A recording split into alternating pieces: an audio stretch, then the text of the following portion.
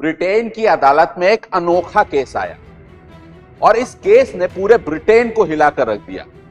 मामला था कि 3 लोगों ने मिलकर एक 10 साल के बच्चे की जान ले ली और वो उसे जिंदा खा गए। इस मामले से न केवल पूरे ब्रिटेन की जनता आक्रोश में थी, बल्कि सभी उसे, उन तीनों अपराधियों को फांसी पर लटके हुए देखना चाहते थे। उन तीनों अपराधियों को आखिरकार कोर्ट में पेश किया गया और जज ने उनसे पूछा कि यह क्या मामला है, तुमने आखिरकार क्यों उस बच्चे की जान ली।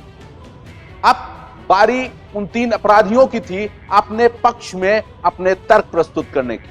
तीनों अपराधियों ने नीचे सर करके कहा, हां यह सही है कि हमने उस बच्चे की जान ली, और हां यह भी सही है कि हमने उस बच्चे को जिंदा खाया।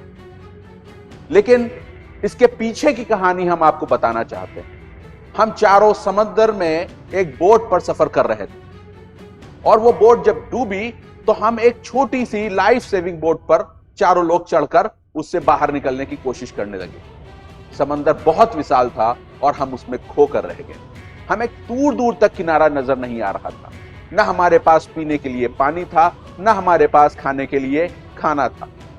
धीरे धीरे हम सभी कमजोर होने लगे और वो जो छोटा सा बालक था वो आखिरकार उस पानी को पीने लगा, उस समंदरी पानी को पीने लगा जो बिल्कुल जहर के जैसा था, और धीरे धीरे उसकी तबीयत खराब होने लगी। जब उसकी तबीयत खराब होने लगी और हम भूख से तड़पने लगे तो हमारे सामने 2 विकल्प थे।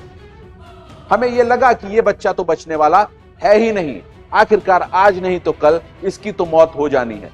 लेकिन अगर हम इसको खा जाएंगे तो हम 3 तो कम से कम इतनी ऊर्जा इकट्ठा कर पाएंगे कि आखिरकार किनारे तक पहुंच पाए, यानी कि एक जान के बदले हम 3 अपनी जान को बचा पाएंगे।